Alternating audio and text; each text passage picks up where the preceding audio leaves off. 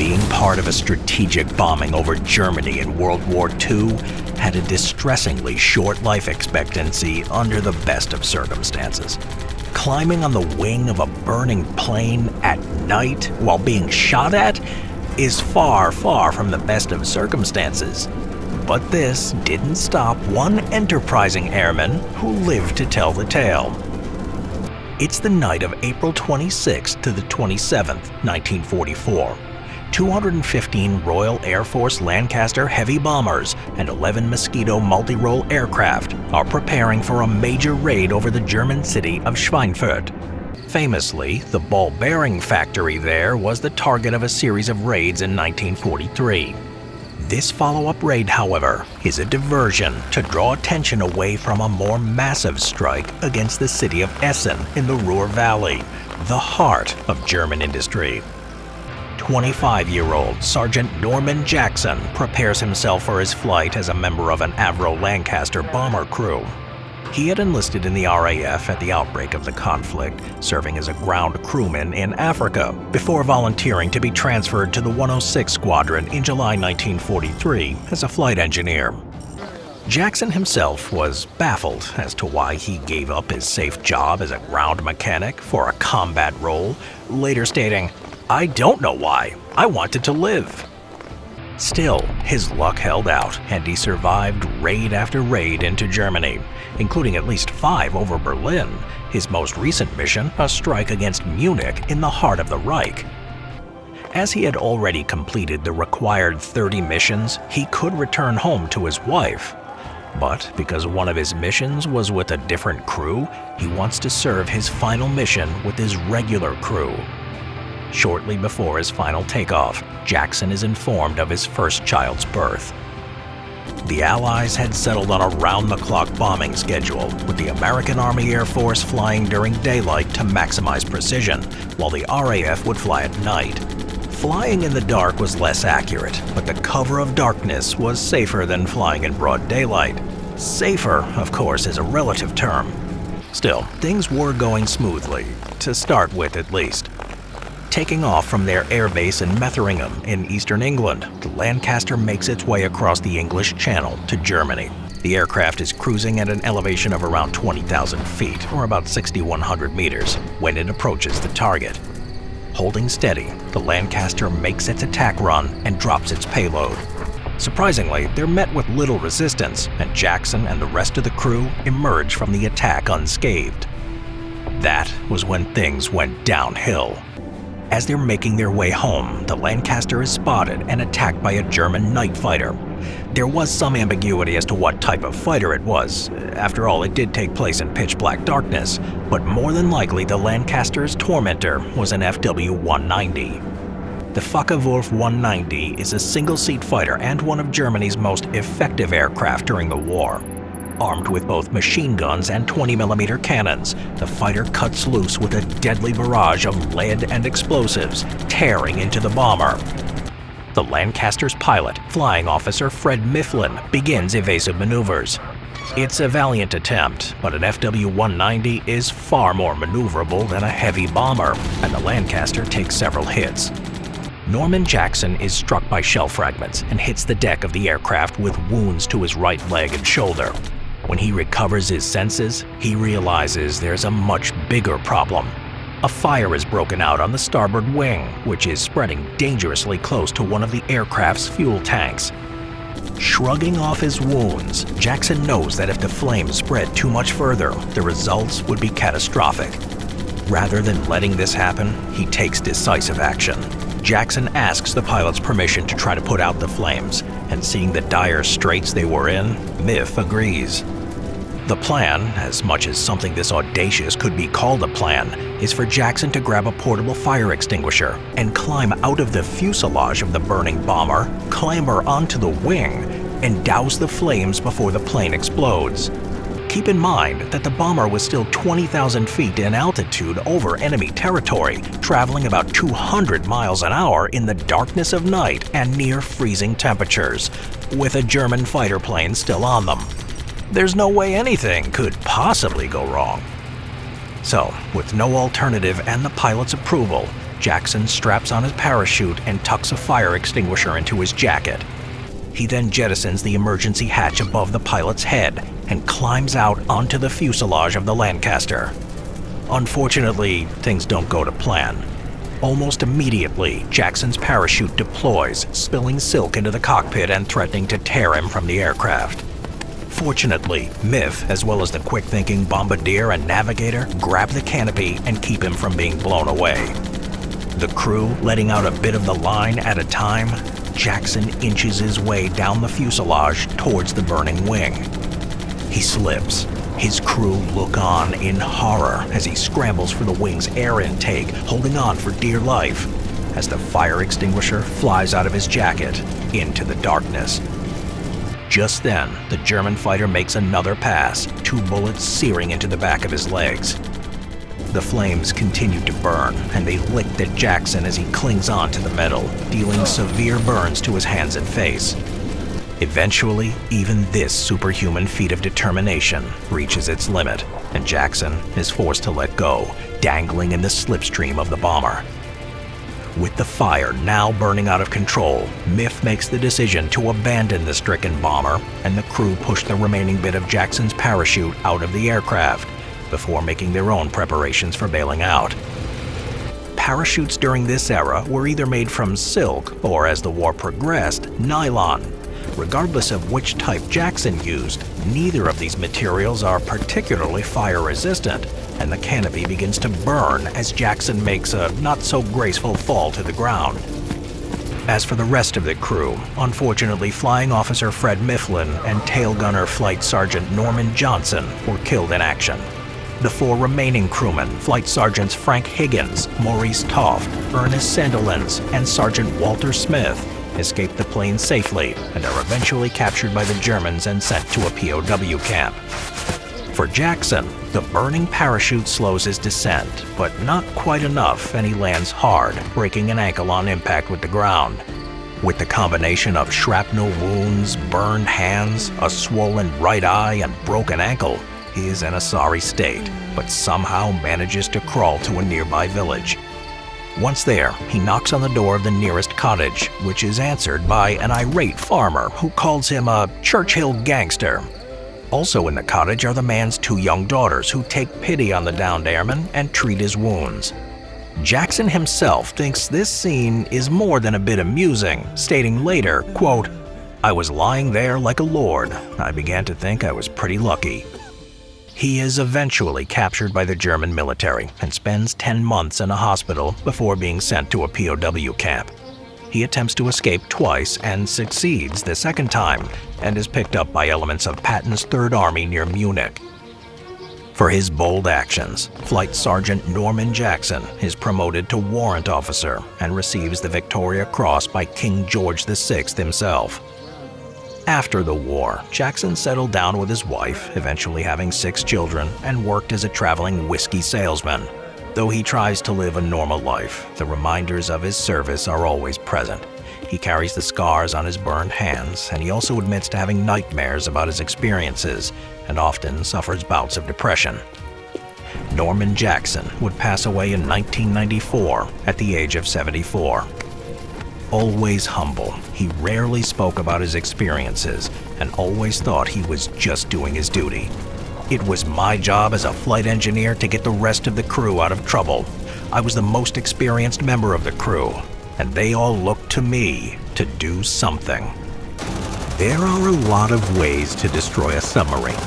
Throwing knives and shooting flares aren't on the list. But that didn't stop the crew of one enterprising destroyer from turning a battle on the high seas into something more like a barroom brawl. It's the Second World War, and German U-boats are wreaking havoc on Allied shipping in the Atlantic. With this vital logistic lifeline in danger of being cut off, the Allies are spending tremendous effort on anti-submarine warfare. A large portion of naval forces are being used as escort duty, basically acting like sheepdogs to protect the vulnerable cargo ships against the appropriately named U-boat wolf packs. Some ships are being given a more proactive mission. Entering the story is Task Group 2114, which consists of the flagship escort carrier USS Card and 3 Clemson-class destroyers, the USS Graaf, the USS Borie, and the USS Borie. Their mission is simple: patrol the Atlantic, find German U-boats, and make sure they stay underwater permanently. Late October 1943, the task group is patrolling in the North Atlantic. At the same time, a 6-sub wolf pack, which includes U-405, is meeting with a resupply sub. The U-405 is a Type 7C, the workhorse of the Kriegsmarine, commanded by experienced skipper Korvettenkapitän Rolf-Heinrich Hauptmann. The Wolfpack is undergoing resupply operations when they're spotted and briefly engaged by aircraft from the USS Card.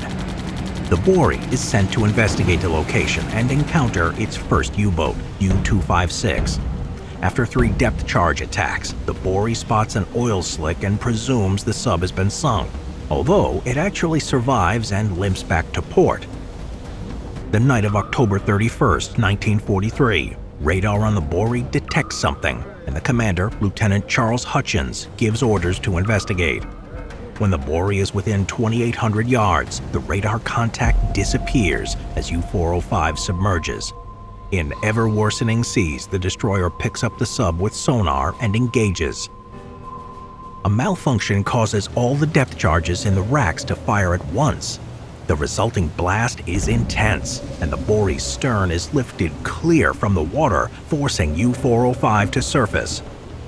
Hutchins orders the searchlight on, and with the sub clearly visible, the guns on the destroyer can open up. No one knows why, but U-405 is unable to dive at that moment, so several crewmen attempt to shoot back using the deck guns.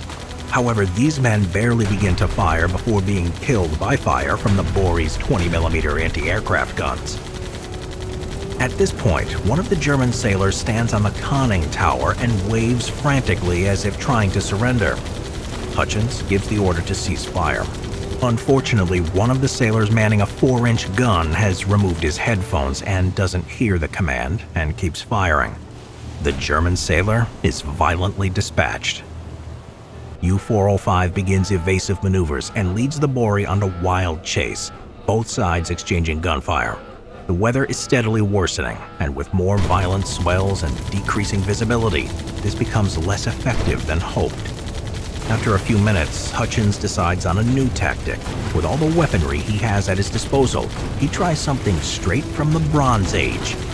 "Stand by for a ram," he shouts. Increasing speed to 25 knots, the bow of the Borie is pointed right at U-405. Hauptmann orders the sub to turn, but it's too late. Right before contact, however, a large swell lifts the Borie, which then slams down on the U-boat's deck between the stem and the forecastle, locking the ships together. The deck guns on both ships are unable to be elevated or depressed enough to be effective. Fortunately for the Borie, the crew is prepared for exactly this sort of situation.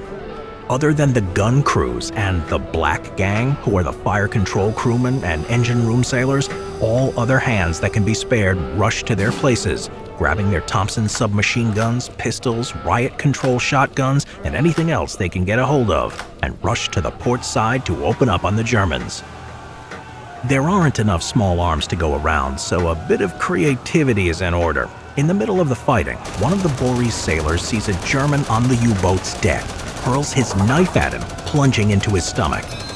Another shoots a signal flare at near point-blank range, and one Kriegsmarine plummets to a watery end when he's knocked overboard with a thrown 4-inch shell casing. Like the saying goes, if it's stupid, but it works, it ain't stupid. After about 10 minutes, both ships are sliding apart from one another. U-405's casualties are catastrophic, with only 14 men of the original 49 still on their feet. The Borie is suffering heavy damage and holes are torn into the hull. The forward engine room is flooding and the crew is working frantically to plug the leaks, working in neck-deep water to keep the ship afloat and the engines running.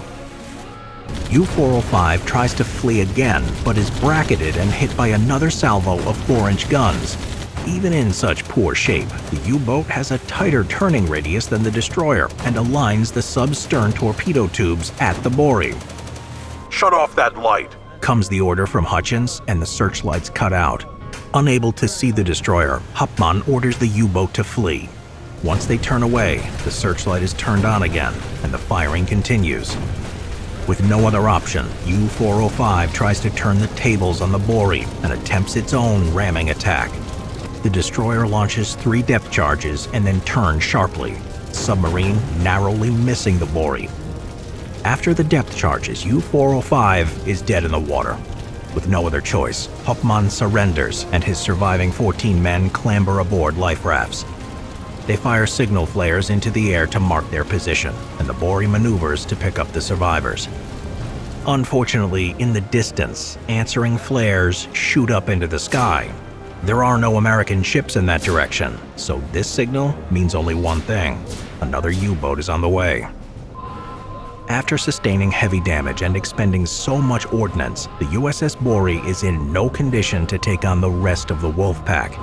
Even worse, the sonar operator hears the distinctive sound of a torpedo heading straight for them. The ship begins evasive maneuvers, and a number of crewmen witness a torpedo missing them by mere feet. Unfortunately, the zigzag path caused the Borie to run over the life rafts of U-405, killing all aboard. All 49 of the submarine's crew perish in the engagement. The USS Borie escapes without further contact with the enemy, but this isn't the end of its ordeal. Seawater continues to flood into the ship, and the crews work frantically to keep the ship afloat and under power. They spend the rest of the night doing everything they can, and even resort to dumping the torpedoes, their launchers, the 20mm cannons, extra 4-inch shells, and anything else that can be spared in a desperate attempt to lighten the ship. At 9 a.m. on November 1st, the only remaining turbine stops running, and the Borie is dead in the water. A radio message is sent, and the USS Card receives it at 11:10 a.m. The USS Graaf and USS Barrett are dispatched, and the Card launches search planes which spot the Borie. Salvaging the Borie is hopeless, so at around 4:30 p.m., Hutchins orders abandon ship. They climb into the life rafts to transfer to the Graaf and the Barrett, but the high seas and frigid water cause some of the boats to capsize. 27 men succumb to drowning or hypothermia. The USS Borie is then scuttled with depth charges and bombs from the aircraft and slips beneath the waves. During this unusual fight, none of the Borie's men were killed in the engagement. The crew received the Presidential Unit Citation, and the Navy Cross was given to Hutchins and 2 other crewmen. A year after, another destroyer named USS Borie was commissioned, continuing the legacy of one of the more unusual naval encounters of the Second World War.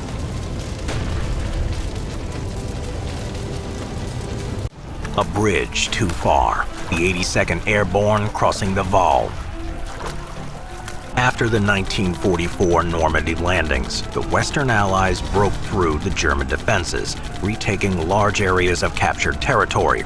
By late summer, High Command devised a new operation, one that could potentially end the war before Christmas. Dubbed Operation Market Garden, the offensive was a combined airborne and armored operation.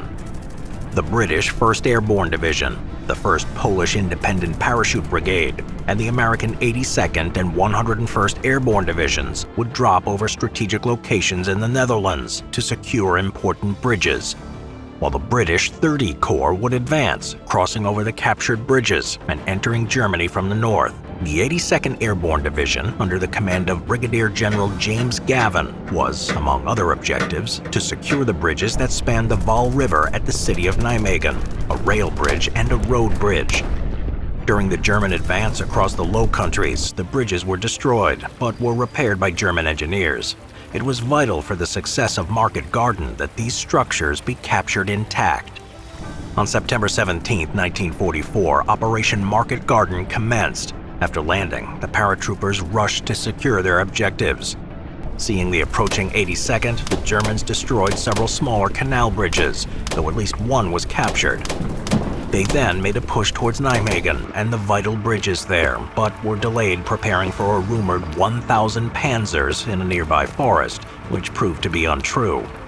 When they entered the city, the Americans were greeted as liberators by the Dutch inhabitants, but celebrations were cut short when the Germans counterattacked.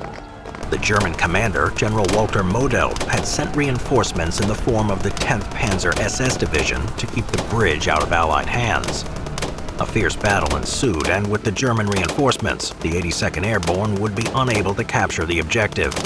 They needed the support of the British Armed Forces, though the plan for Market Garden necessitated that the bridges be captured before they arrived. On September 19th, armored units from the Household Cavalry arrived at Nijmegen, and a conference between General Gavin and General Brian Horrocks occurred. It was concluded that a frontal assault on the bridge would be too costly. Instead, Gavin proposed what sounded like madness. Both the north and the south sides of the bridge would be attacked simultaneously, with a combined attack by British tanks and American paratroopers. The biggest hurdle, however, was that the Allied forces were on the south side of the Waal River, a 400-yard-wide tributary of the Rhine with a swift current. As a solution, Gavin proposed that the paratroopers cross the river by boat about a mile downstream, attacking the Germans on the north side of the bridge at the same time as the main assault from the south. Skeptical, but without an alternative, Horrocks agreed to the plan, which was scheduled for the next day, September 20th. At around 8:30 the next morning, the Allies launched the attack, the first objective being the securing of Nijmegen on the south side of the river. While this was underway, the 3rd Battalion, 504th Regiment, prepared for their amphibious operation, covered by Sherman tanks from the Irish Guard and artillery from the Leicestershire Yeomanry. The plan ran into complications almost immediately. Reinforcements from the 325th Glider Infantry Regiment, scheduled to arrive, were delayed due to poor weather at their base in Britain, depriving them of much-needed manpower. Furthermore, the boats needed for the mission were provided by British engineers, but these were slow in arriving since Hell's Highway, the thin artery of supply, was a narrow roadway with constant jams and destroyed vehicles obstructing the flow of traffic, and the boats arrived late. When they did arrive, the paratroopers were underwhelmed, to say the least. Made from canvas and plywood, something more suited for fishing and a leisurely pond than conducting an amphibious operation on one of Europe's largest rivers. Nevertheless, the 3rd Battalion set up the boats, 13 men plus 3 engineers each, and began the crossing. As the men slid into the water, the tanks, supported by artillery, began to provide covering fire, launching smoke screens to cover the paratroopers. In addition, a flight of 8 RAF Typhoon fighters strafed the north bank in anticipation of the landing. In spite of these preparations, disaster struck. The men were paratroopers, not Marines, and had little experience with waterborne operations. The overloaded boats became bogged down in the muddy banks and were difficult to dislodge.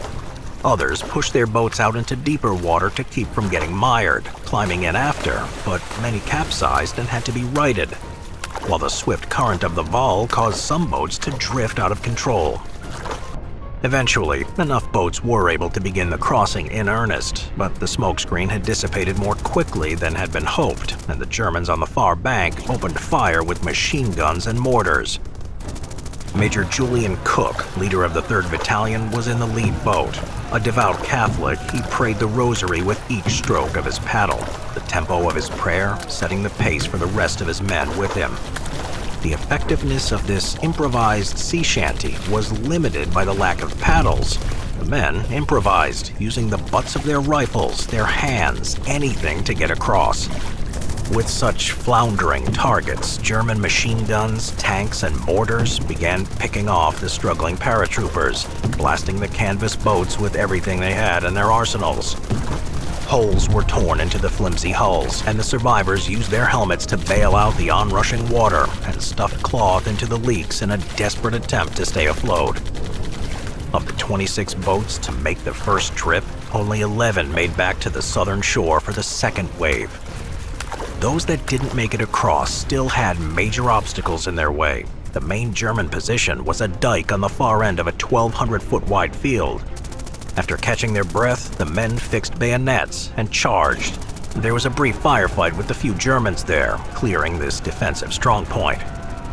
While this was going on, the rest of the battalion made their crossing, with the bulk of the 3rd Battalion on the north side of the Waal. They made their way to the railroad bridge.